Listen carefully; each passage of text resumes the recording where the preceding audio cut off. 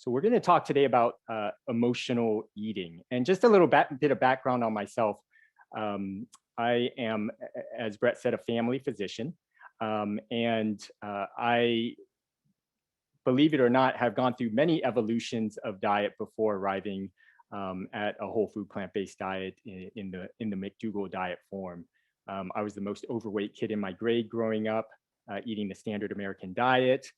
Then I went to the fat-free way of eating, where I'd eat like Entenmann's fat-free pastries and think that that was healthy, highly processed foods. I made my way through, various versions of a ketogenic and paleo diet. And I'm embarrassed to say that this was even during my medical residency from 2010 to 2013, which gives you an idea of the state of nutrition education within medical schools and residencies. And it was 2014 that I was watching PBS and I saw Dr. Joel Fuhrman come on screen. I had never met him or heard of him before. And he mentioned the words whole food plant-based. And I had never heard those words before. And he just made these absolutely outrageous claims about the power of a whole food plant-based diet to reverse all these chronic illnesses that I was witnessing on a daily basis, whether high cholesterol, diabetes, heart disease, as you just heard Paul, right? Things that we were just treating with medications and really treating symptoms, but never addressing the underlying cause. And that really marks the beginning of my journey, 2014. It was 2015 that I started working for the McDougall program, as well as True North Health Center. And I've been serving as the medical director of the McDougall program since that time. It has just been an absolutely amazing professional opportunity and growth opportunity. And it really boils down to three words. Which I'm wearing on my T-shirt. This is a shameless plug for the McDougall program. This is our T-shirt. It's the food, and Dr. McDougall is famous for saying this. It's the food, and the idea here is it really is in many ways that simple. That when people start moving to a whole food plant-based diet along the lines of the McDougall program, which for those of you who aren't familiar is fundamentally based on unrefined starches. Okay, so potatoes, sweet potatoes, rice, beans, with fruits, vegetables, legumes, whole grains, and a small amount of nuts and seeds, no oil, minimal salt and sugar, just to taste. And that's it. Or as Michael Pollan puts it in another way, eat food, so food in its minimally processed form, not too much, mostly plants. And so very simple in concept, and what I've really had the opportunity to do over these last 6 years is essentially have a front row seat to witnessing total transformations that I never thought possible during my med school and residency occur before my very eyes. And what's really powerful about this way of eating is that it's not a diet, it's a lifestyle, right? And it's one in which you don't have to go through the painful, mind-numbing exercise of portion control, restricting portion sizes, weighing and measuring, counting calories. It's sort of the ultimate in the testament to the human body that if you put the right fuel into the body day after day, meal after meal, good things happen. And your body is restored to a state of health that if you just give it the opportunity to do, it will do.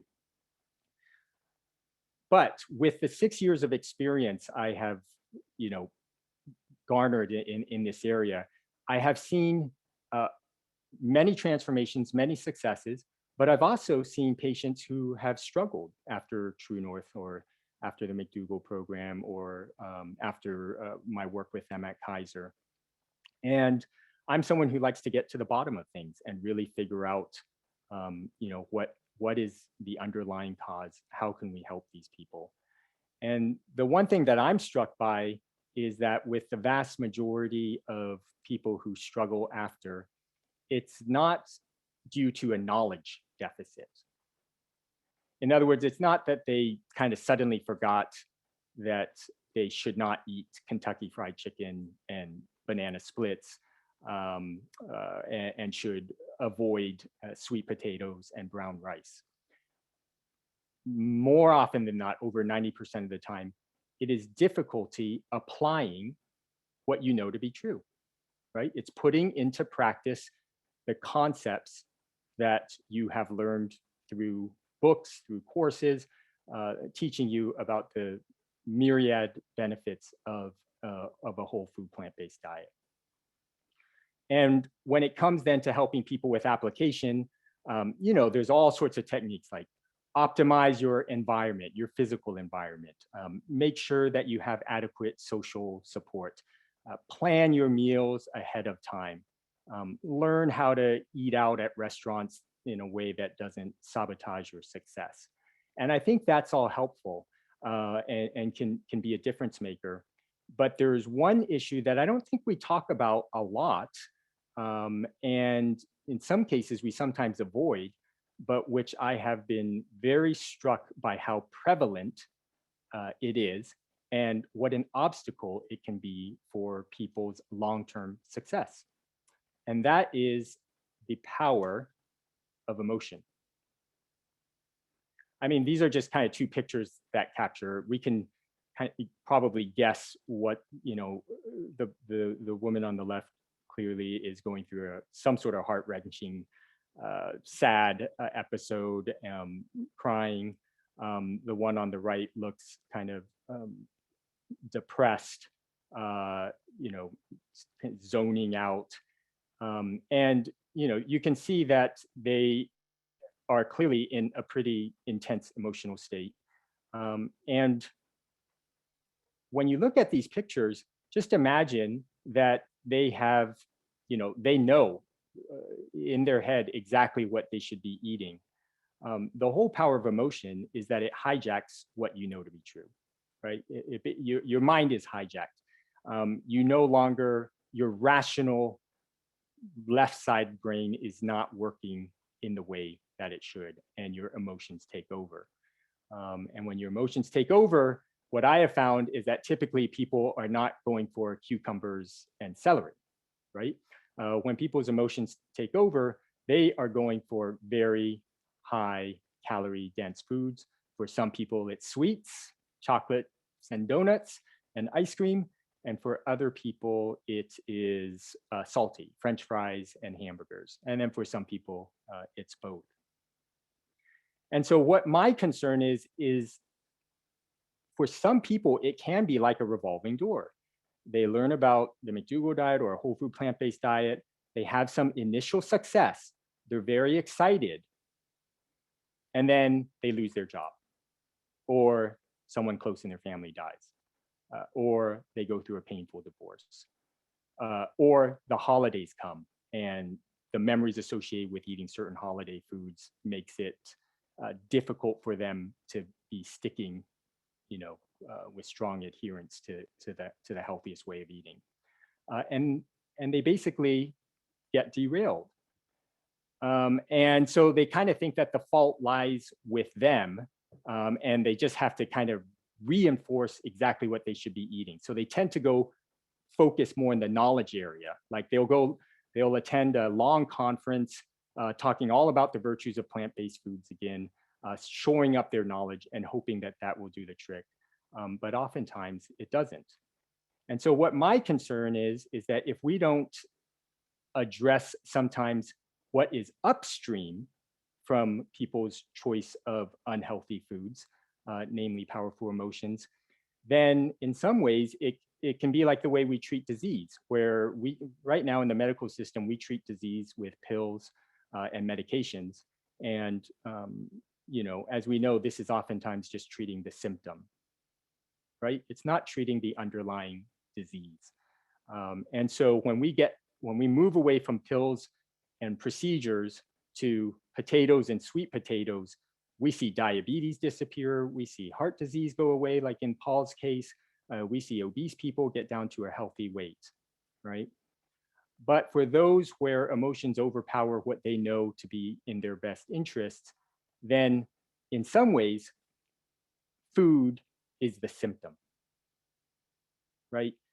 Food is, of course, the underlying cause of the disease, but even upstream from the food, sometimes food can be the symptom.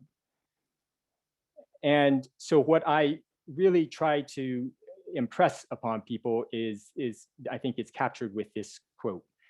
Diets so often fail because they offer logical nutritional advice, which only works if you have conscious control over your eating habits. It doesn't work when emotions hijack the process, demanding an immediate payoff with food. And this is from an article, Emotional Eating and How to Stop It. So the goal of today is to really start to pop open the hood on this area. I don't think we talk about it a whole lot.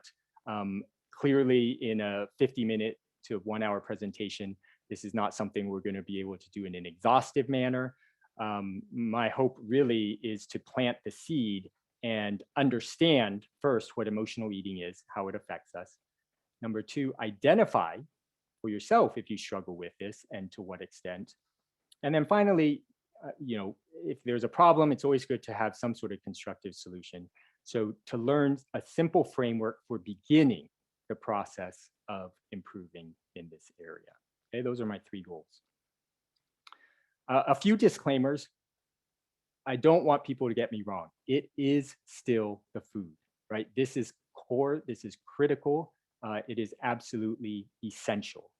It's just that for if this applies to you, if this talk on emotional eating applies to you, what I kind of want you to see your journey as is instead of like a monorail where all you do is focus on what do I eat, how do I prep it, what are the various skills I need in order to make this work, that you instead look at it as 2 tracks, railroad track, where on one track it's the food, you're focusing on eating oatmeal for breakfast with bananas and blueberries, minestrone soup with a salad with a no oil dressing for lunch, and brown rice, beans, and steamed broccoli for dinner. That's on one track. But then on the other track is starting to become more of a student of yourself and starting to notice when, despite knowing that this is what you should be eating, you're eating this, and understanding the reasons why and if there is anything you can do about it. And so if you're in parallel working on both these areas, I think the likelihood of long-term success in this as a lifestyle and not just as a diet is going to be that much higher. Okay, so that's the first caveat. The food is still essential. This is the core and focus of our current online McDougall program. It's 12 days in length. We've been running it since August. It's been a huge success. I'm talking with patients from all around the world and helping them to transition from whatever diet they're eating to the McDougall diet. Second disclaimer is some of you might be saying, I don't struggle with emotional eating. Like that's just not me. I don't tend to turn to food as an outlet for strong emotion. But what I think is very likely, and what I would say is true in 99% of the patients that I interviewed for the program, is that you may not struggle with emotional eating, but you very, very likely, unless you're Spock in Star Trek, you very likely struggle with emotional something, right? Maybe it's not food that you turn to, but maybe it's online gambling. Maybe, it's alcohol. Alcohol consumption has increased dramatically during this COVID period. What does that tell you? People are struggling with the boredom and the stress of being stuck at home, and they need something to go to. And so alcohol is a natural outlet. I have a friend who's a gastroenterologist who's saying he is seeing rates of alcohol liver disease in rates that he's never witnessed before. And it is likely COVID related. Maybe it's not alcohol. Maybe it's social media, right? You're pouring whenever you kind of feel stressed out, you turn to that as your go-to. And so, what I would challenge everyone here to do as I'm going through this talk is to think about any behavior of theirs that you engage in when you feel uncomfortable emotions that you do not think is ideal. And the concepts I'm going to talk about today will apply to that area. Because if we take a step back, what are we really after? I would say, I know a lot of people say, well, I'm after I want to get down to a healthy weight, or I want to get off blood pressure medication, or I want to reverse my diabetes.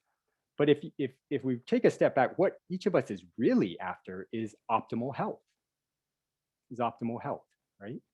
And to me, one of the quintessential markers of optimal health is that one's daily thoughts, actions, and behavior are highly aligned with your deepest held values. And if we look at it from that high level of generality, then this talk is about a lot more than emotional eating. It's just about our day-to-day behaviors, and when we feel stressed, when we feel sad, when we feel anxious, when we feel angry, when we feel upset, are we able to channel that emotion into healthy outlets? So you could think of it at that level of generality. Okay. But for purposes of this talk, of course, I will focus on eating as our main thing. Okay, so let's look a little bit about what exactly is emotional eating and how we can understand it. I mean, a simple definition is eating in response to any emotion, right? Even if whether positive or negative. Though typically when it's problematic, it tends to be used more as a coping response, right, to negative emotions. Um, Clearly there are people that for whom food is a celebratory event, a way of marking an occasion, and sometimes for some people that's problematic. But generally, by and large, it's the negative emotions of anxiety, stress, depression, loneliness, feelings of isolation that tends to bring out eating as a coping response. Why is this problematic? Well, if you're eating more when you're not actually hungry, right? That's the idea. You are not eating because this is what you need for your body's sustenance. You're eating for emotional reasons. You're going to be taking in more calories. And with that, you're going to get associated weight gain and poor health. It frequently leads to even stronger negative emotions, right? When we all know this, when you engage in behavior that you know not to be good for you, how do you feel after? Right? Generally, you don't feel proud of yourself. Generally, in the talks that I give at McDougall, the emotions that people raise up is guilt, shame, despair, feelings of failure, feelings of inadequacy, hopelessness. So now you've taken whatever emotions you originally had and you've compounded them, right? You've essentially compounded them and made them even worse. And so naturally, it negatively impacts your self-esteem, one's hope for the future. And worst of all, is that at the end of the day, I have never found a person for whom emotional eating fixes their actual original emotional problem, right? It does not fix emotional problems. It is a short-term fix in that moment, but it is not a long-term solution. So for all these reasons, emotional eating is problematic. Now, I do want to distinguish, um, uh, this from what I would consider like healthy emotions while eating. I think I love eating. Eating is a joyous occasion for me. So, you could say that I'm eating with, you know, feelings of joy and companionship with others. So it's not to say that experiencing emotion while you eat, especially, positive ones, is necessarily a bad thing. But we all know it when we see it, right? When we're down and out and we use food as a coping skill, and we use it to an extent that is that is excessive, and against our what we know to be good for our long-term interests, that is when it's problematic. Okay, so I don't want you to think that when I eat my food, it is um, a non-emotional, just shovel the food down. Okay, I'm done. I've filled my belly. I've gotten my caloric intake for the day, and now I can move on. Right, far from it. It is important to start to learn the difference between emotional and physical hunger. So emotional hunger, it tends to be sudden versus physical hunger, which is more gradual, right? It kind of comes on over time. Um, with emotional hunger, you need to satisfy it that instant. It cannot wait, right? Physical hunger, it's if you may be hungry, but if you need to wait another 20, 30 minutes, that's fine. Your body can handle it. With emotional hunger, not just any food will do, right? It's got to be something specific. I'm hungry and I'm hungry for French fries, or I'm hungry and I'm hungry for, ice cream. It's a specific comfort food. Whereas if you're really just actually physically hungry, you're open to a whole wide range of options, whether it's minestrone soup right now, or, McDougal lasagna, or brown rice and black beans. All of those will sound great. In terms of satiety, with emotional hunger, even when you're full, you don't feel satisfied, right? It's kind of this, you can just always eat more. I have this image emblazoned in my head from a few years ago. I was stopping to pick up a Subway. I think it was a Subway sandwich. And you know how Subway, they're combined with other fast food restaurants. And I saw a woman who had, I think, ordered from, I think it was Wendy's or Burger King. But anyway, she was sitting down by herself, and she probably had like 3 burgers, 4 fries, 2 or 3 soft drinks, with 2 or 3 sundaes on her table, and she was eating it looking just straight ahead, blank stare on her face, and just eating one and then picking up another and eating that. Um, you know, I think that from a physical hunger point of view, she was likely full, but what she was dealing with and what she was experiencing, no amount of burgers, fries, or soft drinks was able to satisfy. In contrast with physical hunger, when you're full, you stop, right? And then a good marker is how you feel after. So when it's emotional hunger, the feelings triggered after are ones of guilt, powerlessness, shame, like we discussed.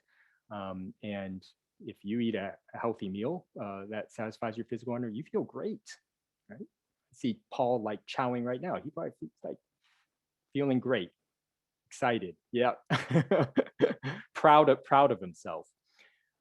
So these are some cues or some markers that you can start to distinguish between emotional and physical hunger. And this, you'll see how this plays in later, because what I really want to build in people is an awareness of when they are eating and for what reasons.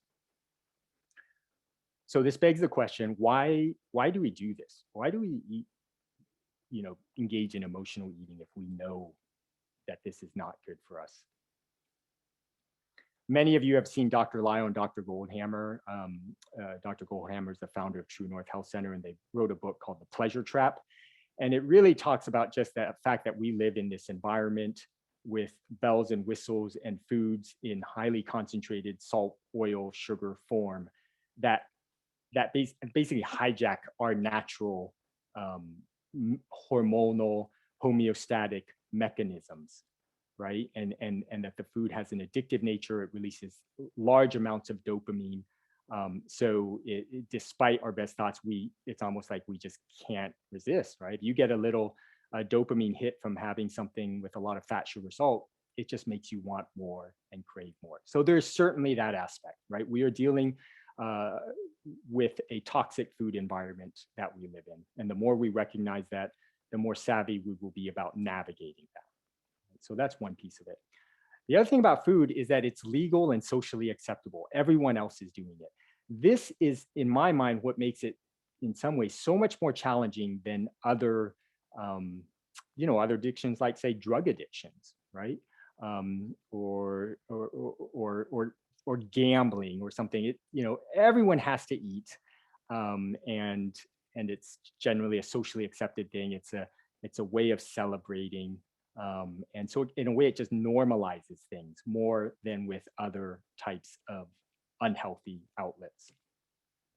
It's immediate, right? You don't have to wait long for the surge uh, of dopamine to flood your brain when you've had a highly concentrated standard American dietary meal. And it is able to help distract you from unpleasant feelings and emotions. Because let's admit it, things like loneliness and sadness and envy and feeling isolated, those are really uncomfortable to sit with and probably takes us to areas that we would prefer not to think about. And so emotional eating allows us to numb these feelings or suppress them or just avoid them altogether. And it's uncomplicated, right? It doesn't talk back. It's always there when you need it. Sometimes if you were to share what you're going through with someone else, they will just go into prescriptive mode and tell you all the things that you need to be doing. They're not just there to listen, hear you out, and sort of be there with you. Whereas food is safe, it's always there when you need it. Um, eh, you can do it by yourself. So these are all some of the small factors that I think emotional eating is a bigger problem. We're going to look a lot at this cycle, the emotional eating cycle. Okay, so you're going to become very familiar with this diagram.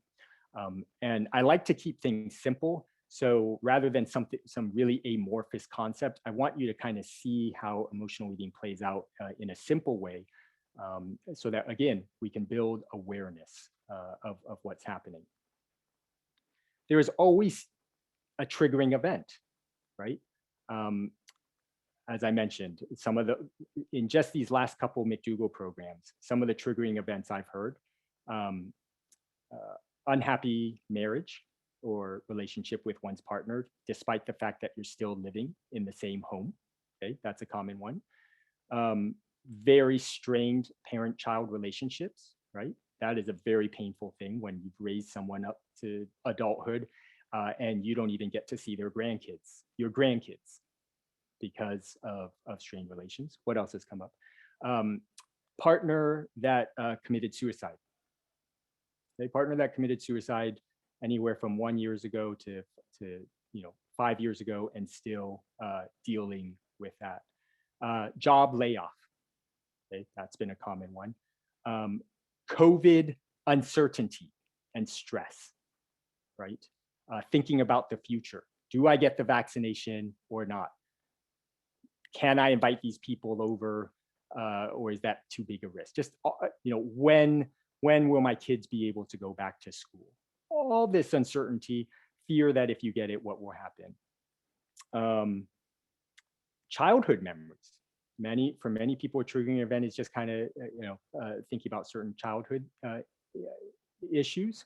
There's a very famous doctor named Vincent Felitti who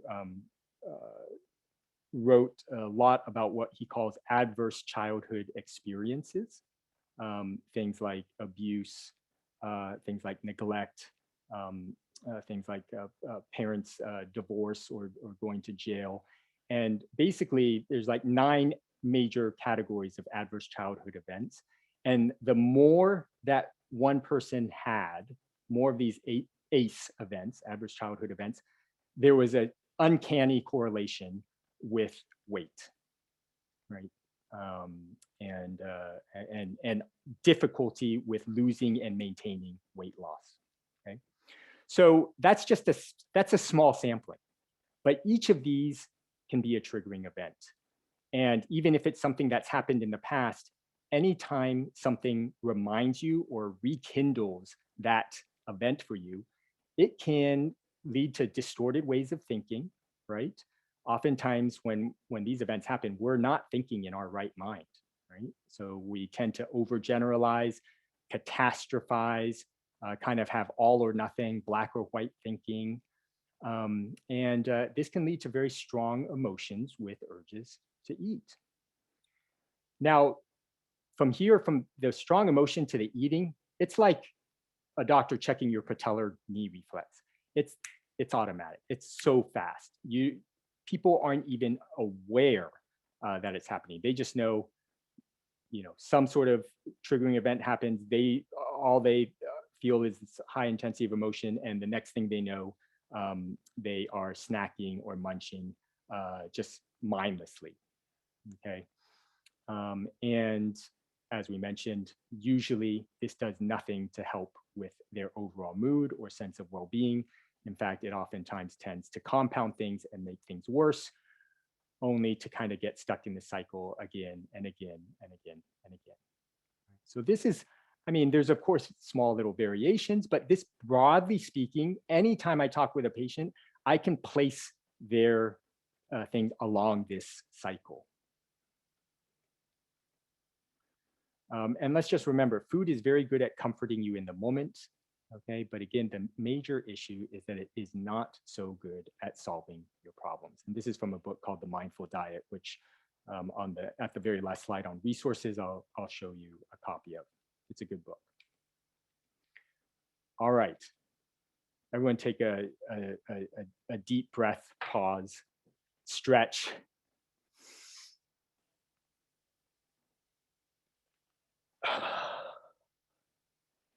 It's good to break away from the computer and, just kind of wiggle things out, get the circulation going when you're at your desk. By the way, I will say that when I've given this talk before, it can be pretty intense and bring up a lot for people. So if you find that's the case, then just know you're not alone. Let's find out, do you struggle with emotional eating? Okay. And here are just a couple questions that can kind of start to get at it. Do you eat more when you're feeling stressed? Do you eat when you're not hungry or when you're full? Do you eat to feel better, to calm and soothe yourself when you're sad, mad, bored, anxious, you name the strong emotion?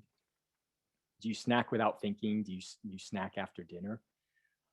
A lot of times people think that when they're snacking out of boredom, that's not emotional eating, but I would argue that it is. The feeling of boredom is too much for someone to handle, and so they busy themselves by snacking and eating. I know I've certainly done that in the past.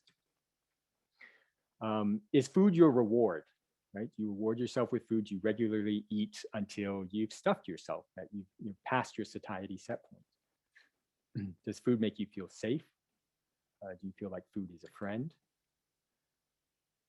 I have like a 60 question questionnaire that goes out to my all prospective or all incoming McDougall patients.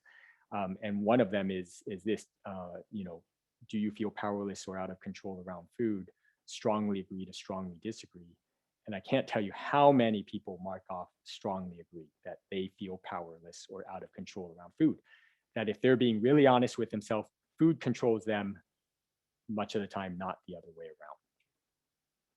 around. And then last, you occasionally feel a sense of guilt or shame after eating. That is a good clue that you are an emotional eater.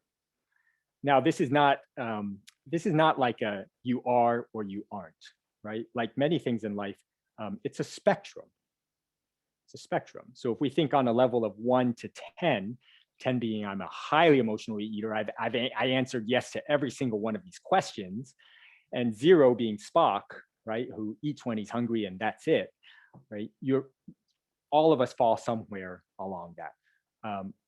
I have unhealthy things I do when I get emotional, but eating is not one of them generally. So I would say I'm like a 1 or 2. This is not my major thing, but each of us falls somewhere along it. And I think the important thing is just to acknowledge it and recognize it. Okay, because you can't fix what you don't know. right? So if you don't actually acknowledge that this is an issue, even if it is, then you're not going to really make much progress in this area. Now, I told you, right, that my sort of thesis is that this applies to everyone. And so I wanted to show this same cycle with that's more broadly applicable, just to kind of make sure I'm continuing to integrate people, even if you are one. In other words, even if you are one on the scale of emotional eating, I would bet that you're a 5 or higher on some other unhealthy behavior. And so this is the way to think about it, right? I just call this the emotional unhealthy behavior cycle. So same thing, some sort of triggering event, some sort of stressful event, death in the family, layoff, big argument with your spouse or your child, something, right? Leads to distorted thinking. I'm a failure. I can't provide for my family, or I'm going to live the rest of my life alone, or nobody likes me, right? Just this all or nothing thinking. Strong emotion. I feel depressed. I feel lonely. I feel sad. I do X, right? In your case, it's not eating. You're a 1 on that scale. But remember all the other addictions. You go for the alcohol. You go online and look at pornography. You jump onto Instagram and Facebook and live vicariously through other people's lives, which actually just makes you feel worse. I don't know anyone that says they've been on Facebook or Instagram for an hour and says like, oh my gosh, I just feel so much better after that, right? And so you're engaging in behavior that you know is not going to lift you out, and yet you do it anyway. Okay. And so then, of course, how do you feel after? You feel worse until the cycle repeats itself. So think about what that behavior is for you. All right. Um, it can sometimes even be behaviors that are socially approved of. Work, for example, right? When people feel like they cannot stand, I know so many patients, they cannot stand being at home. Home is not a fun place to be. Work, by that measure, is a great place to be. And so they will just throw themselves into work and basically become a workaholic. I would argue that that's engaging in unhealthy behavior, because you've taken something good like work and producing for society, and you're using it to escape. You're using it to escape your situation at home, your family at home. And I will tell people that's not healthy. Exercise. Exercise can be an unhealthy behavior. I think it is a core principle of health, but I know some patients that say they exercise like 3-4 hours a day. And it has essentially become kind of a little bit of an obsession, right? So you can take anything that's even good and take it to an extreme where it becomes unhealthy. All right, so let's kind of move from problem challenge area to a more hopeful note. Like what do we do with this, right? Addressing emotional eating. And I think it actually is really a message of hope. I think the reason that I'm so fascinated with this area, I mean, there's many reasons, but one reason is because even though it is hard and very difficult and very challenging, the potential that addressing this area has for total transformation, not just in your physical body and not just in coming off of meds, but in terms of how you feel about yourself, your emotional health, your psychological health, can be raised immensely. Because essentially what it is acknowledging what's within and dealing with it and facing it and not running away from it, right? And so I think you know, hard work leads to huge payoff, um, but it's not easy. So let's think about a framework for how we can start to look at this. I love this quote from Viktor Frankl. I think about it a lot. Viktor Frankl I believe he was a physician that was, in the concentration camps during the Holocaust, and he managed to survive and wrote a book called Man's Search for Meaning.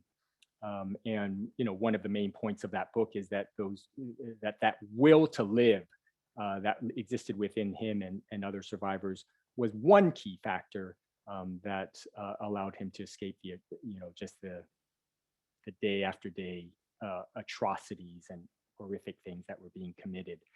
And this is one of his quotes: "Between stimulus and response, there is a space. And in that space is our power to choose our response. In our response lies our growth and our freedom." Right? Remember what I talked about, that knee-jerk reflex?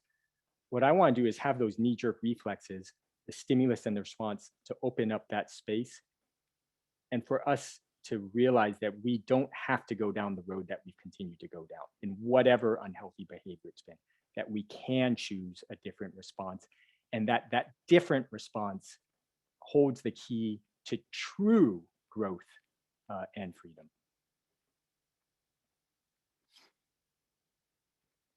So just a reminder again, right? This is the cycle: the triggering event, the strong emotion with urge to eat, emotional eating, and feelings of guilt, shame, and discouragement. And essentially the intervention is going to be to disrupt this cycle, right? At a high level, it's going to be to disrupt this cycle. Now, how are we going to do it? I want to present a simple 3-part framework, right? 3 major concepts that look at how we're going to disrupt this cycle. And it draws upon mindfulness. Mindfulness is kind of a hot word these days, a big buzzword. But if you think about mindfulness, is really, in my mind, just kind of being aware of what's going on in the present moment and present to it, right? Not distracted and elsewhere, and acting in an intentional manner. Okay, that's essentially what mindfulness is.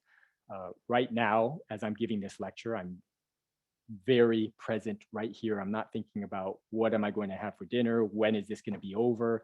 Oh, I hope I don't get asked, questions that, take me out here. I'm not thinking about that. I am thinking what we are dealing with right now, and trying to be present. So that brings the number one thing: awareness. Okay, you have to. The whole point of putting out that simple cycle is to start to see, become more aware of how this is playing out in your own life. A lot of people are doing emotional, unhealthy behaviors, and they're not even aware of when they are doing it. So we have to, like I said, become a student of ourselves. Next prong is intention/action. Once you've developed an awareness, what are you going to do about it? It's pretty simple, right? Are you going to just accept it and leave it as is? Or are you going to actually start to see where are the places that you can make some changes and take action? And then the third prong, and I would argue that this is the most important prong, okay, of all 3. As important as the other 2, in my experience, this is the most important one. It's compassion. You can go about the first 2 things, and I've seen this, in a very violent manner. You weren't aware this time. You missed it. You stink, right? Oh, I'm never going to get this. Or, oh, my intention didn't work this time around. Why did you ever think you could succeed? It's a very harsh, kind of critical voice. And I'll be honest, I just rarely see good things come from that sort of harsh, critical mentality. But in contrast, if you can learn to hold self-compassion for yourself, and talk to yourself in a, encouraging, gentle manner, even if you slip up, that's okay. Let's get back on your feet. Then the likelihood that you're going to be able to have long-term success is much higher. Okay? So that's at a high level. Let me just briefly touch upon each one just to flesh it out. This is not a short process, right? One could argue that this is a lifetime worth of work. I mean, I'll be honest, these concepts: awareness, intention, action, compassion, these infiltrate my day on so many levels. It's unbelievable. But it is I wouldn't hold this in mind if I didn't experience the fruit of it. I've seen changes in my patients and myself as adults, grown adults. And usually, the saying is you can't teach an old dog new tricks. Well, I completely disagree because my patients and I have learned new tricks, right? So it's incredibly simple but very powerful. Okay, so first, let's just kind of talk about what would it look like to build awareness. Like, how would this play out? If it all starts with triggering events, the first thing to notice is what are my triggers, right? It's interesting. A lot of people are really stressed out right now. There is another question on my questionnaire that says on a level of 1 to 10, what is your level of stress? And for some people, it's 8, 9, 10. But they don't even know why it's that high. They just know, like when you say, am I stressed? You're like, yeah, I'm stressed. But they haven't really sat down to think about what is the root cause of their stress. And so this first step is just, what are my triggers? Is it in the area of family dynamics? Is it in the area of sort of, you know, childhood issues? Is it in the area of work-life balance? Is it in the area of you know, stepping on the scale and seeing a number I don't like, right? It's just starting to notice when X happens, I feel Y. That's the first thing. Right? And the key thing with this step of building awareness is it is not prescriptive. This is not the time when you are trying to fix anything. You are really just trying to observe. It's almost like you're here and then there's a part of you that's outside. It's called metacognition, right? It's the ability to see what you're doing from an observer's point of view. And so you're just like, oh, isn't that interesting? I have this presentation to give for the plant-based nutrition support group. I'm kind of stuck on this PowerPoint and I'm going to the fridge and I'm grabbing, whatever, this ice cream bar. Like, wow, you're just noticing that the stress of preparing for a presentation, I didn't actually do that, but I'm just giving you an example, is causing you to engage in this behavior. You're not trying to change it at this point. You're just noticing it. And to help with this, keeping an emotional eating journal can be very helpful because over time, you may start to see a pattern emerge. You start to see what are your clear triggers. And what fascinates me is they are different for everyone. The things that one of my strengths, I have many weaknesses. One of my strengths is interpersonal dynamics. It just is. I get along well with people. And when I was getting my law degree, the area I went into was mediation, right? Because I could take different points of view and help bridge the gap, bring people together. So that's a strength, interpersonal. Interpersonal sort of strife rarely causes me to do behaviors I don't like. For a lot of people, that is the number one issue, is interpersonal dynamic. It is how someone they care about makes them feel, or it is how others perceive them, right? So it can be different for everyone. One of my triggers can be work stress, right? Some like professional issues have sometimes been challenging for me. And for others, that's not a problem. So we each have our own thing. The key is to be able to identify it. And an emotional eating journal, you can just type in emotional eating journal. Essentially what it would do is like, what did I eat? How did I feel during that time? What was my level of hunger? How did I feel after? It starts to flesh out a better understanding of yourself. And it allows you to gauge improvements in your eating habits over time. Meditation's great. I see Brett thumbs up, right? Because let's just take meditation on a simple level. Let's just pretend you're concentrating on your breath, right? That ability to focus on your breath and allow distractors to come in and leave just as easily, then allows you to observe what's going on in your day with a little bit more detachment. And that detachment allows you not to get caught up in the whirlwind, the tornado. It's like the tornado's happening inside your mind, your heart, and you're kind of outside like, wow, that's wild. That totally hijacked me. And meditation is one tool for that, and just overall can help bring baseline anxiety levels down. Um, for me, as Brett alluded to, my faith is very important. I'm Christian, and so for me, it's prayer and scripture, right? And like I have, where is it? Oh yeah, like I typed this sheet out. It's all of these are Bible verses, and with kind of major truths. And I will just like meditate in my way of doing it on one of these verses. Like one of the crazy ones is count it all joy when you meet trials of various kinds. That's one of the verses in the Bible, because these trials are what help us to be steadfast and essentially reach our full potential. Can you imagine what meditating on that verse will do to you? Because now when you're going through a trial, rather than view it as like some bad thing, like, oh, like go away from me, instead you're like, wow, okay, I mean, I know this is crazy, but this is part of what I need for growth in my faith and development. And that verse is one that I've just meditated on for so many years now. It soon starts to become a part of you in your better moments. And essentially what you're doing is becoming a student of yourself. So I think you get the idea that is all about awareness. Nothing, you're not changing anything. You are just observing and noticing.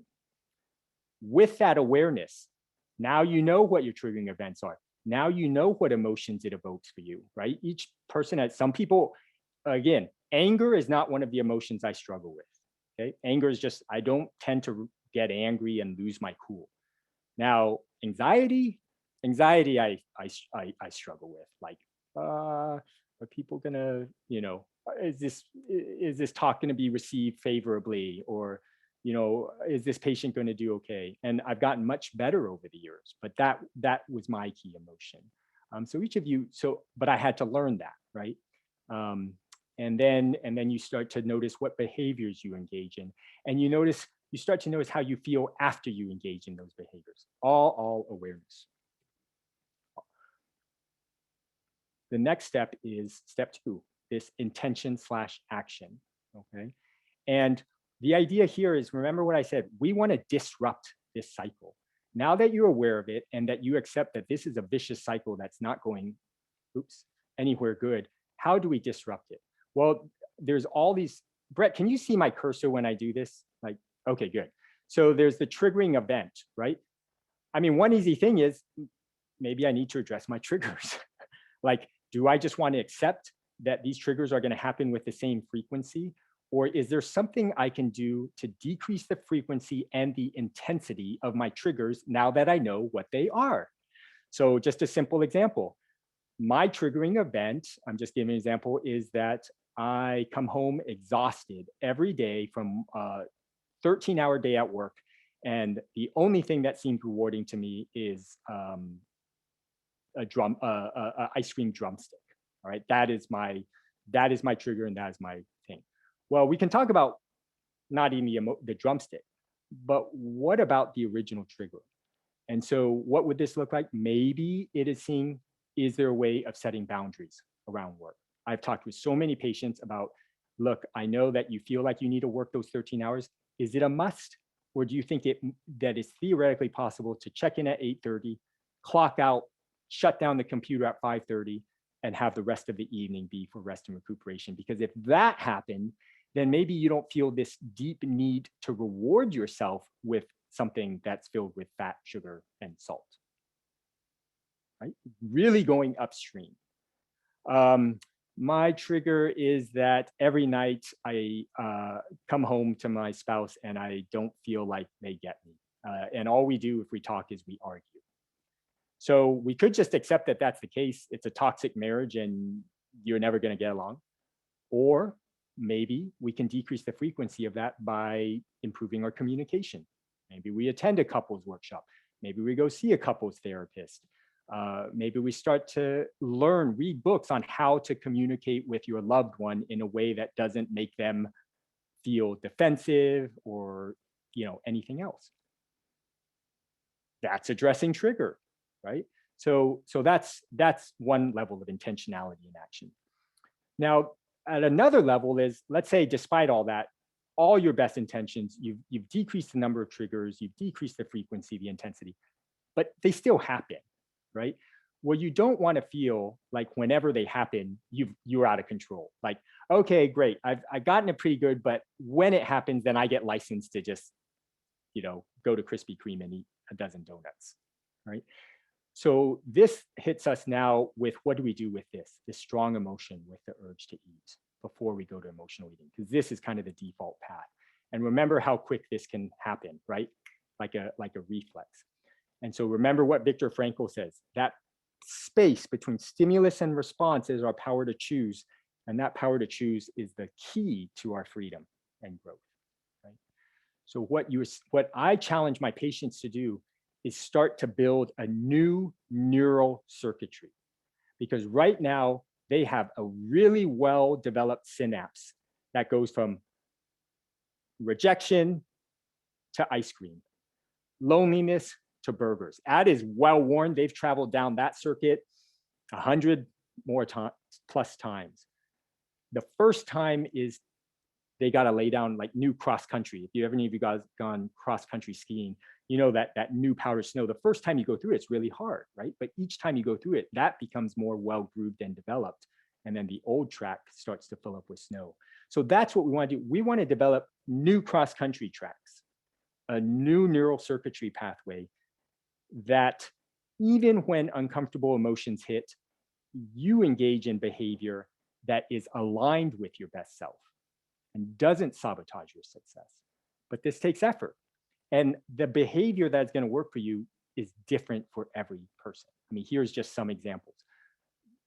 For some, it's calling someone who you trust, right?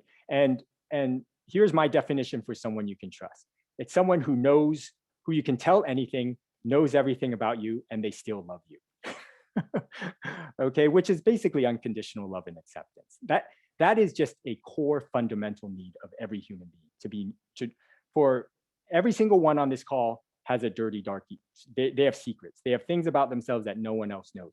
The more of those secrets that you can open up to someone who you trust and that they still love you, that is incredibly healing, incredibly healing. So if you have that person, that should definitely be one way that you feed your emotions. Playing with your dog or cat, right? There's a reason pets are so popular, is because, again, they're kind of simple. No matter what kind of day you've had, you come home and, in the case of dogs, they're there to greet you, right? Or cats, they're just very comforting. They sit in your lap or whatever. For some people, they're more kinetic, so they just got all this excess energy dancing to your favorite song. Some people want something more soothing, hot cup of tea, taking a bath, scented candles, and reading a good book. One of my go-tos is going for a hike or brisk walk. When I just kind of like, I had it, then that's my cue to put on my shoes, take Balto, my dog, out for a walk. Meditation or prayer is huge. That's probably my number one, and for me has been the most transformative by far. Journaling is great. I didn't bring it down here, but I've got a journal that I'm in right now, and I've got I've got a suitcase full of journals, right? I've led a very reflective life. That's just my personality. But it's helped me to understand myself much better, and it's helped me to understand where my patients are coming from much better. So I'm a huge fan of journaling. Take 5 has been a technique that has helped a lot of my patients. It's just this idea like, okay, I want to eat, and I want to eat something unhealthy. I'm not saying I can't eat it, because we all know how well forbidden fruit works. It just doesn't tend to work all that well when we forbid ourselves from doing something. But you can say, what I do commit to doing is, whenever I feel that urge to eat, I take 5. I set my timer for 5 minutes. I just walk around and I, think about, how am I going to feel 1 hour from now if I eat this food? And usually that 5 minutes is enough for your rational, knowing what's best for yourself brain to come online again and be like, I'm not going to feel good. And it might just give you that much space to make a different, healthier decision. Another place to intervene in the area of intentions, actions is here. All right, the deed is done. You've eaten unhealthy foods in far greater quantities for reasons that are not great. And all you see before you is a plate, an empty plate. And you know that this usually leads to kind of an episode of feeling really down about yourself. This is an area of intervention. It's saying like, okay, even if I fall or even if I fall off plan, I'm going to have an emergency plan. It's kind of like my get back on track plan, right? It's a one-page document that lists the things that I'm going to do to get back on my feet and not let this cycle take me down even further. So I think you get the idea. Again, remember, this is not meant to be, this is going to solve this overnight. I'm trying to present a concept and a framework to help give you, first, identify if this applies, and second, to give you a sense of hope that there is a lot you can be doing. A lot. I mean, see all these places of intervening and realize that these are ultimately what you want to develop as habits, just ways of being. And that takes time and that takes effort. And yeah, it's not a simple process. All right, last, oh, shoot. These are just some other notes. What's going to help us in our intentionality is all the ways that other areas of health connect, right? Whether we're getting good sleep, are we moving our body? Do we have a strong sense of connection? All these ancillary health factors are actually critical to our being able to address this. And so it's just to say, like, what I love most about the work I do, I'll be totally honest with you, it is no longer the food, because the food is actually kind of simple. Eat food, not too much, mostly plants, eat unrefined starches in as much as you want, avoid oil, minimize eating out, cook at home. All right, like, it's not complicated. But when you look at health as an ecosystem of health, and that food is just one prong of it, and then there's these other prongs, like, do I have a sense of purpose and meaning? Do I have relationships that feel close and people I can go to? Am I getting good sleep? Do I avoid unhealthy habits like, smoking, drinking, social media? Am I moving my body every day in healthy ways? Do I get out in nature, at least every so often? Studies have shown the benefits of nature for overall well-being. Now, to me, that becomes fascinating, just absolutely fascinating. Because now when I look at a patient, I'm looking at them as this complete whole. And I have told many patients who have come to the McDougall program, and I've just said straight up to them, I don't think food is your biggest issue. I know you're signed up for this program because you want to change the way you eat. I absolutely think it's essential for you to change the way you eat, but I don't think food is your biggest issue. And I think with that, then we need to look at kind of a more expansive mindset of how we're going to approach health. Okay. So that's my view of health. When tempted, pause to consider. We talked about that. Have healthy food on hand at all times. What this does is that it just minimizes the damage, right? Determining your boundary lines ahead of time. Sometimes what can help when you are hijacked is just these no-fly zones. Like, I have just committed for myself that sugar for me is like alcohol, right? For an alcoholic. Some people have said that. Like, so if that's the case, there's an obvious thing is don't eat sugar, because don't eat added sugar because it's like alcohol. A little bit leads to a lot. Another one of Dr. McDougall's famous sayings, moderation is not an option. Right. And the idea is that just a little bit of some kind of unhealthy food leads to a downward spiral. I agree with that and don't agree with that. I mean, I think that I can have a piece of dark chocolate. If I had dark chocolate right now, I would enjoy it, savor it, and then I wouldn't think about it. But for some people, that piece of dark chocolate is the start of a downward spiral. So know your no-fly zones and create them for yourselves if need be. The last step, and we're starting to land this plane, is what I said as the most important, is the self-compassion piece. I think it is absolutely essential. If I could pick any of the three, I will take any patient that can, starting with this and then build the other two than the other way around. And really, it's just involving treating yourself with the love and compassion when you address these painful areas, these inadequacies, insecurities, mistakes, failures, stressful circumstances. It's learning to accept your feelings, even the bad ones, right? And ultimately, it's replacing this voice of this inner critic with what one could call like an inner nurturer. So, the inner critic is, you can't do this. You failed so many times. What are you thinking? You've always been a failure. Like, just this, and it, right? It's this barrage of negative thinking. This is never going to work. It works for them, but I'm different. It's just this, ugh.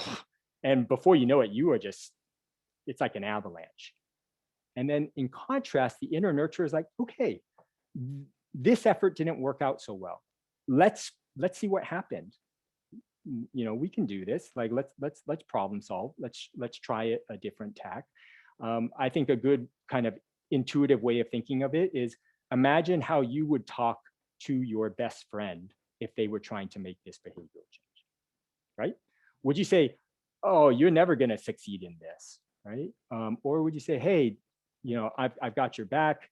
I believe in you. I think you can do this. And so learning to replace that voice is absolutely essential. There's workshops, there's all sorts of things. And again, just to kind of distinguish, I think there's a more secular approach, which is inner voice with inner nurturer.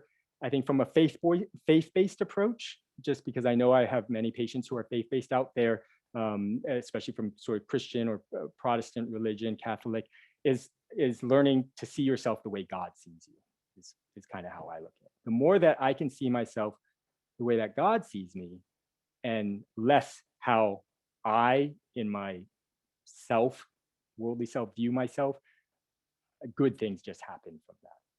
Good things happen from that. Okay. So that's it. Awareness, intention and action, compassion. It looks so easy, right? Just these three pillars can unlock huge levels of transformation, growth, and freedom. But it ain't easy. But it's so worth it. It is so worth it. I mean, if I could spend the rest of my life, and I probably will, just helping people to grow in these three areas, to me, it will be a life well spent. And what food does now for me, food acts as the entry point, I will say, the entry point into this vast inner landscape that is so worth exploring and optimizing, right? As opposed to food being the end all be all. There's just so much more to who we are than what we eat. Ultimately, what I want to help people build is going from a vicious cycle to a positive, virtuous cycle, where now you have the triggers, they still happen, but they're less frequent. You're thinking healthier. Now you still feel these strong emotions when triggered with the urge to eat, but you've managed to reroute those cross-country tracks. You're doing adaptive or healthy behavior. And as a result, afterwards, you feel this huge sense of pride, joy, achievement, and encouragement. And this in turn oftentimes leads to less and less frequent triggers, right? I'll just kind of end with this short story. I'll be honest.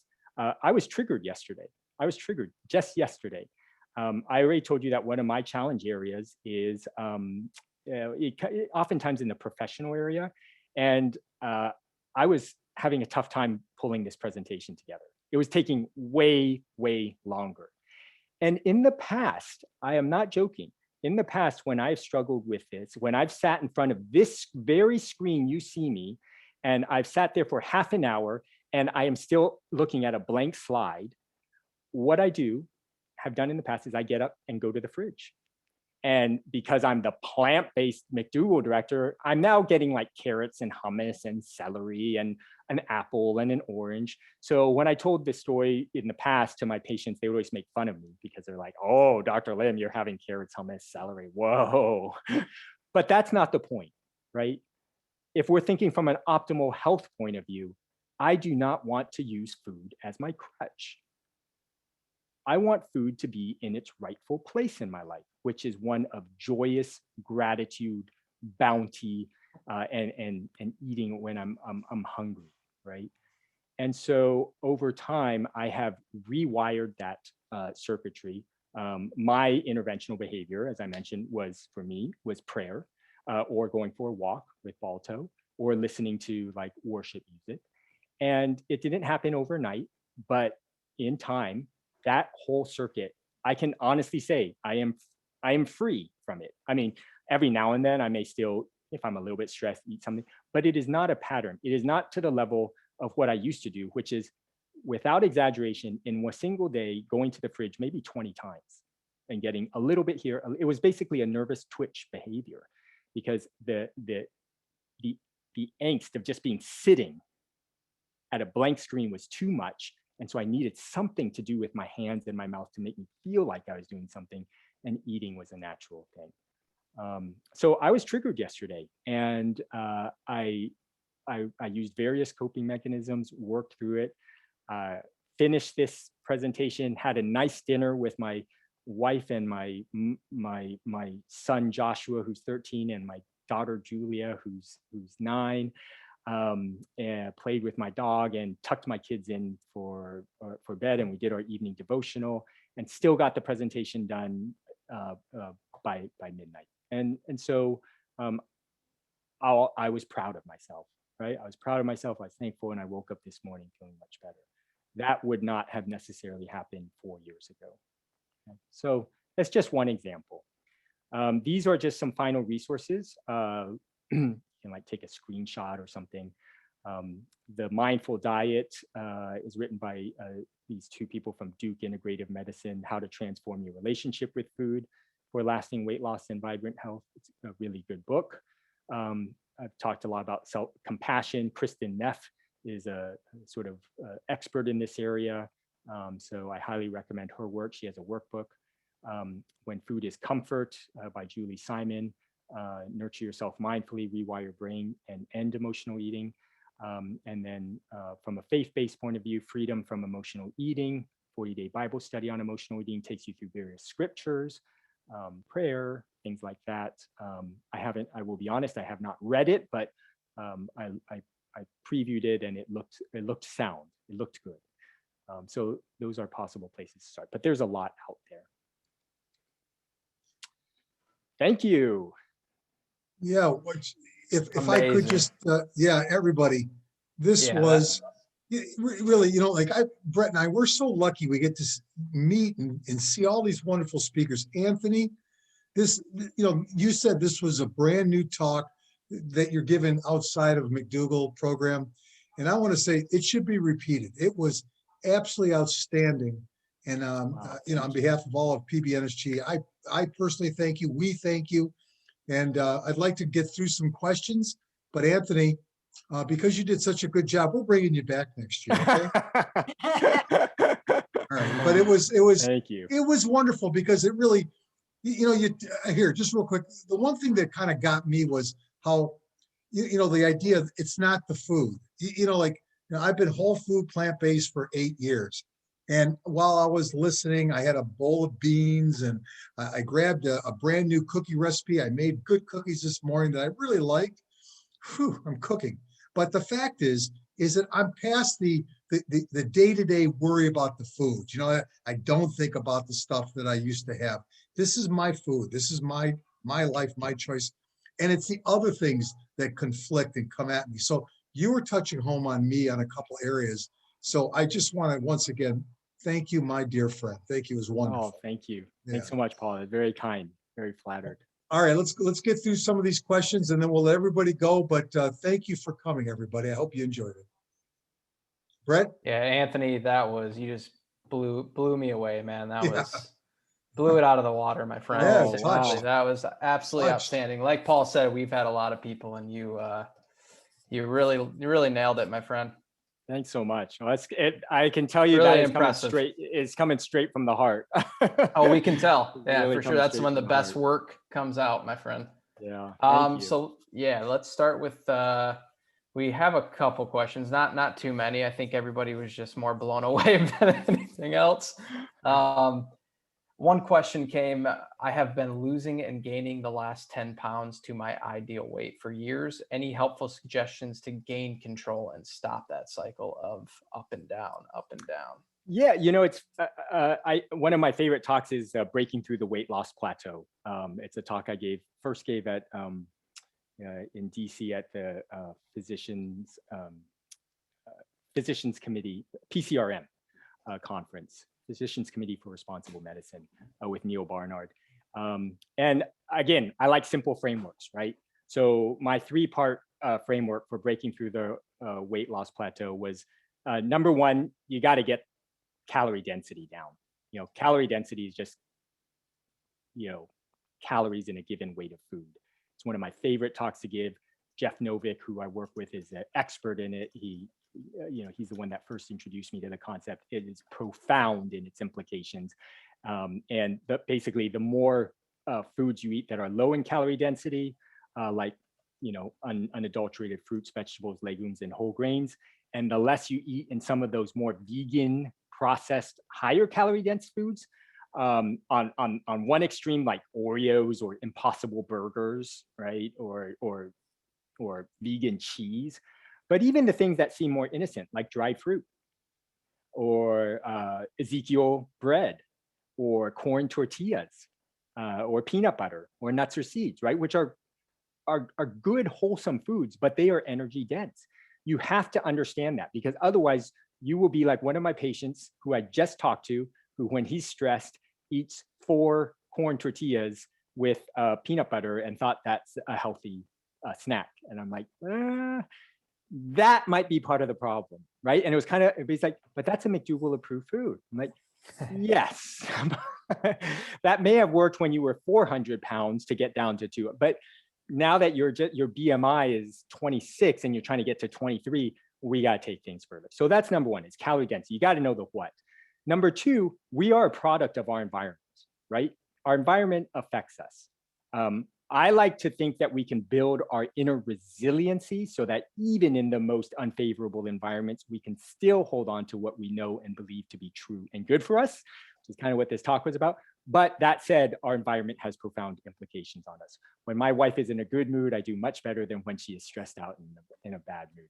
When my kitchen is stocked with healthy foods, I do much better than if a friend brought over, I'll be honest, a friend brought over a dozen Krispy Kreme donuts the other day. And I was like, oh my gosh, right? So that impacted my physical environment.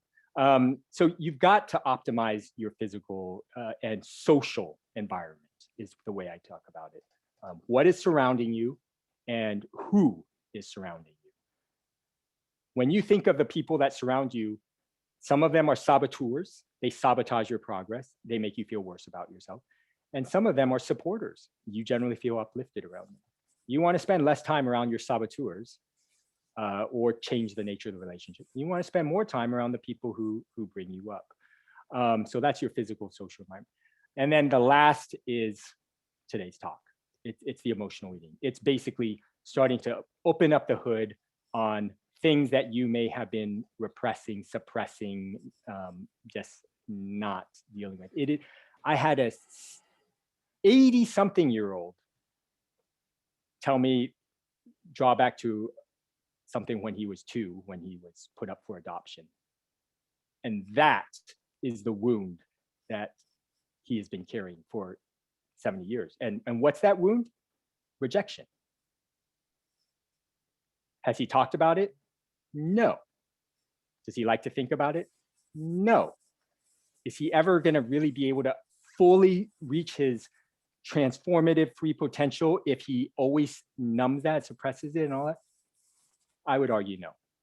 And so that was a big moment for him. But that's not optimizing your food environment. That's not eating beans, rice, and potatoes and collard greens. That's just on a whole different level. But if we pretend that doesn't exist and that's not affecting their long-term thing, I know there are people who believe that. I just don't agree. And every experience of mine with my patients leads me to believe otherwise. So that would be kind of the 3-part way that I would approach it. And so I'm not saying that to double down in any one of these. I kind of like this multi-pronged approach to it. I got one. It says, I live in California. Is your Kaiser class virtual, and is it possible for Betty Wheeler to attend? Oh, yes, it is virtual. And let's see, Paul, maybe what I'll do is I'll send you a link or something. Send it to Brett. Yeah, Anthony, if you want to, just I'll reach out to you and you can send me the link in the email. Okay, yeah. Does that work? Perfect. Yeah. Perfect. And then you're more than welcome to join on. Right now it's virtual. It used to be in person. And we meet once a month, and we'll just either have a guest speaker or just kind of talk about something off the cuff. Very, very informal. Brett? Beautifully said, by the way, about the up and down of the 10 pounds thing. I think that will help a lot of people. Yeah, just the first question, that was really beautifully said. It's important. One quick thing just related to that is I like for people to have like a kind of a zone that they stay within, and just, weigh themselves once a week. And if they start to creep up, they just kind of go in lockdown mode to get back in that zone. And otherwise they maybe have a little more freedom. This may be too much freedom for some people, but I'll just say it's worked for me. So for example, for the last 6 years, I've weighed between 140 to 145 pounds. That is my zone. And so when I go to Italy and I come back and I step on the scale and I'm 149, then that's like, okay, do I want to let this go, or do I want to do something about it? And so seeing that just says, okay, like I'm eating really low calorie dense plain foods for, next week. Honestly, within 3-4 days, boom, it's right back in that zone, because your body reaches these set points. Okay, it reaches these set points, and you just want to kind of generally try to stay within those set points. So I don't like to be controlled by food. So I hope that for all of you, you learn what to eat, figure out how to prep it, and then you just kind of live your life, and that you don't become obsessed with food. Because what's interesting is I've known some people who go plant-based and food still controls them. Do you realize that? Food still controls them because they are petrified. They are absolutely petrified of food. Like if it's not this, then they're going to become unhinged, right? And so even eating in a healthy way, we have to learn not to become obsessive about it, and just kind of generally find our healthy pattern and move into that. So anyways, I just kind of want to mention that concept of having a zone which gives you accountability and freedom. And Anthony, I could say that I agree with that, because I personally committed for the next 6 months to make one new meal every week, because I seem to at times feel like I'm going to starve if I can't create 10 acceptable meals that I could repeat that don't take all day to make, because I don't love cooking and I absolutely don't like cleaning. And so I got into this thing where it's like, I'm worried I'm going to starve, or, oh my goodness, I'm having these vegetables for my meal. And it took me a while to actually create meals that I could cook quickly, that I like. And once I got there, and that was a couple of years ago, I could show you at my refrigerator, I've got 10 little sticky notes of 10 meals that I like that I could repeat, that doesn't take too long. And it took the stress out of my day. Yeah. So maybe that helps. Yeah, that's beautiful. There's a good question that I saw, which is, why does it always have to be bad food we crave? And why not carrots, celery, vegetables, potatoes? Because of the dopamine hit. There you go. Just don't get a big dopamine hit when you have carrots and celery. Whereas when you have some very rich caloric thing, your brain just lights up. Your pleasure center, the same pleasure center that lights up with drugs and alcohol and orgasm and just all these things that go ring, that's the same pleasure center that lights up the exact same area of the brain. And so we have to be humbled by that. And that's the word that comes up, humility. Like food is powerful. And so we need to avoid giving into that temptation and saying, well, it's just food. It's at least it's not something illicit or something like that. So that's basically the reason. Let's also say that within 24 hours, everyone's going to get a copy of this presentation. So Is that right, Brett? And Brett, were there any other questions? Yeah, there was a couple more, actually, two more. One of them was, what do you call it when you actually plan to eat the sweets? So when it comes to emotional eating, you're already planning in your head in the morning. Somebody asked that, which I'm assuming that's what they meant. Like, I'm gonna eat this when I get home. I'm not sure that this is the answer, but I'm glad she brought it up. This is okay. I think I have controversial things that I say, but this is probably one of my most controversial, which is if you're gonna eat something that is like unhealthy, I can't think of anything worse than like feeling ashamed while you're eating it. Like, oh, this burger is totally. You've just this once in a lifetime thing. You've just like lost any opportunity at joy. You've just compounded the problem. So I think if you're gonna eat something unhealthy, then let it be planned. Like that's intentional. I mean, saying, okay, Thanksgiving comes up. I've eaten pumpkin pie since I was in my mom's tummy.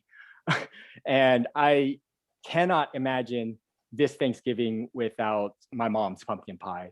I know it's got X, Y, and Z in it, but I am going to have one piece on Thanksgiving.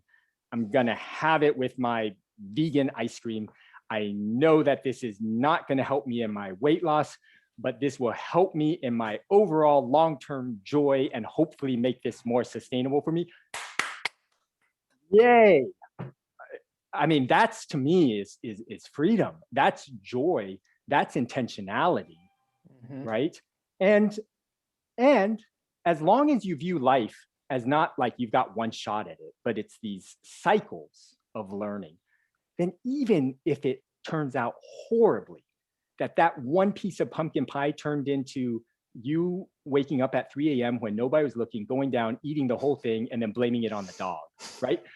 Even if that happens, I would argue, as long as we go about it the right way, that's one of the best things that ever happened to you. Because now we know. Now we know. I'd agree more. Right? Yeah. Now we know. You have demonstrated to yourself, if you're willing to learn from it, that you can't handle a little bit right now. And that's okay. Then just accept it, acknowledge it. You know, I have a lot of respect for people who can set no-fly zones for themselves, because that just shows like, look, why am I going to introduce temptation when I can't handle that right now? Maybe there's going to be a time in my life that I can, but right now is not it. I enjoy a glass of wine every now and then. If that glass of wine led to the whole bottle, that would be my no-fly zone.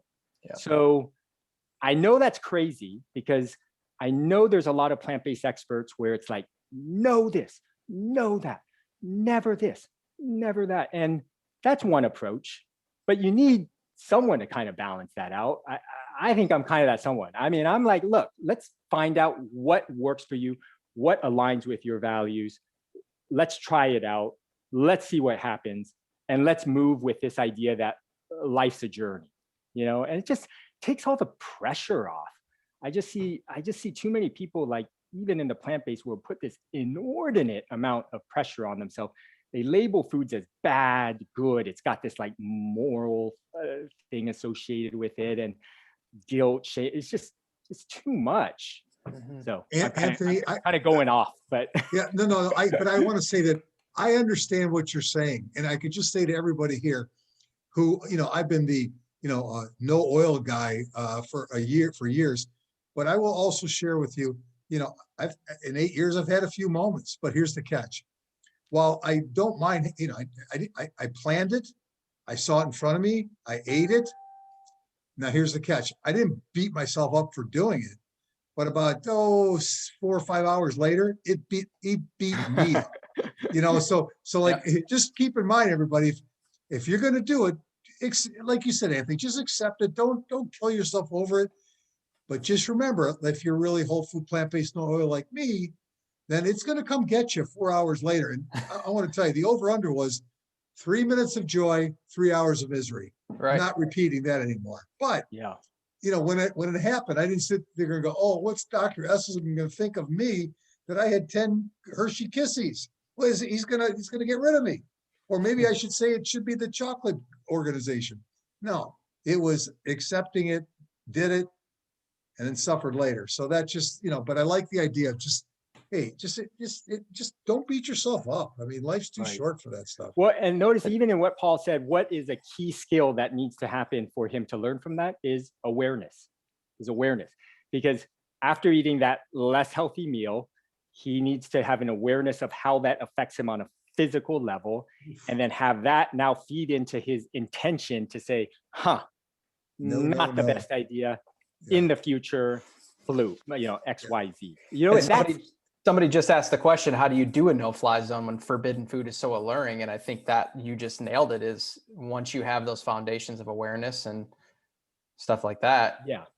And I really like, many of you know Dr. Dean Ornish and his work. And I really like what he says, that fear is not a great motivator, a long-term motivator, fear. So for that question, how do you do a no-fly zone? You could focus on the fact, like, I can't do this. I can't eat this because if I do this, then this will happen. Like, you could focus on that, or you could focus on what you're moving towards, right? I'm choosing not to eat these because I want to see my grandkids graduate from high school, or there are mountains yet that I want to climb, or I have people to serve that I'm not finished yet. And so I'm taking the steps necessary to help me move to what I love, and choosing, not being forced to, choosing. If you kind of, gosh, once you get me going, I really believe in change coming from within. I do not like to tell my patients what they can or can't do. You will rarely ever hear me say, you cannot have this. If you eat this, this will happen. Instead, I kind of like to grow their skill of awareness, intentionality, deciding, for themselves. So I kind of lost my train of thought, but that's what I want people to build. Oh yeah. So is choosing, making their choices of what they think will work for them, what they're confident that they can do at this stage, not letting perfection be the enemy of good, and then seeing what happens, right? Seeing what happens. What do you have to lose? Brett, anything else? We are just going to touch on one last question here, and it's a little more medical. Might be better suited for a different topic, but the question was, this is perhaps off topic and better suited for another time, but I'm wondering if you know anything about hormones such as the thyroid getting out of balance and causing the urge to always feel hungry and wanting to eat more. Oh, that's it's actually a great question. They're thinking it may be psychological rather than emotional, but they can't really decipher that. Yeah. The hypothyroidism, one of the symptoms is weight gain. Everyone wants to think they're hypothyroid. I'm just going to say, right? And that is the cause. I will say that it is rarely the cause. Rarely. I honestly cannot think of a single individual who I've encountered where that was the main driving factor. It may have been a small contributor, and so they get on levothyroxine or thyroid medication and they get things up to balance.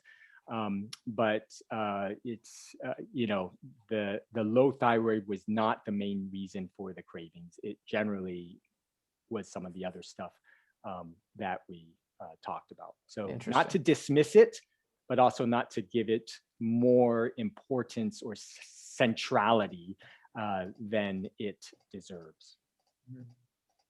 Well, Brett? Awesome. Well, I think I can just say from all of us, thank you a million times for tonight. Thank you. That was absolutely amazing. Yes. If everybody wants to unmute now, we can all give them a round of applause. Yeah, that was come on. Absolutely incredible. Wonderful. Wonderful. Yeah. Thank you.